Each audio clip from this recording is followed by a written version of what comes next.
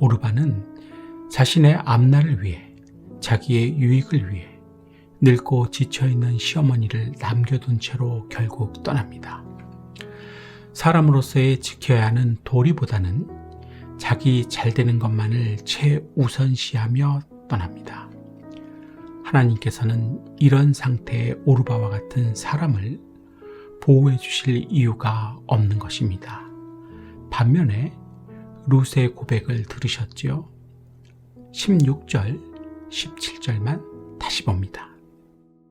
룻이 이르되 내게 어머니를 떠나며 어머니를 따르지 말고 돌아가라 강권하지 마옵소서.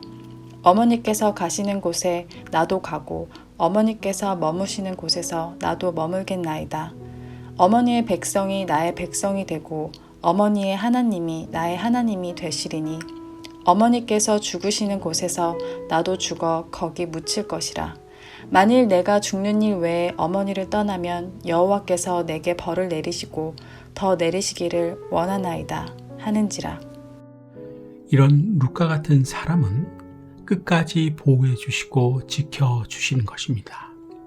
룻은 늙은 시어머니와 먹고 살아야 했기 때문에 뜨거운 태양볕 아래서 허리 한 번을 제대로 펴지 못하고 새벽부터 땀 흘려 노동을 해야 했습니다.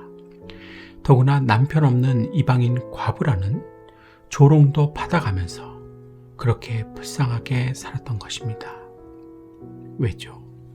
며느리였기 때문입니다.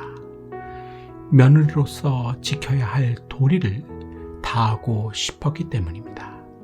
사람이 사람으로서의 도리를 힘들어도 분명히 한 것입니다. 조금만 섭섭하고 기분이 상하면 돌변해서 분해하는 요즘 교인들과는 확연히 다르지요.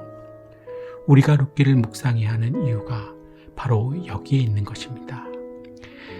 착하게 사는 자를 하나님께서는 보호해 주신다는 평범한 진리를 다시 깨닫는 것입니다.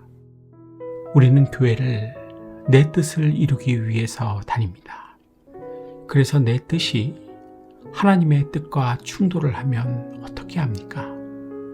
바로 시험에 들어 화와 분이 자신을 완전히 지배해버립니다.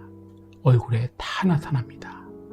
이런 사람을 하나님께서 보호해 주시고 지켜주실 가치가 없는 것입니다. 사랑하는 성도님들, 여러분들께서는 자신의 뜻을 이루기 위해 교회를 다니십니까? 아님 하나님의 뜻입니까? 어느 쪽입니까? 똑바로 해야 합니다. 그래야 흔들거리지 않고 바르게 신앙생활을 할 수 있는 것입니다.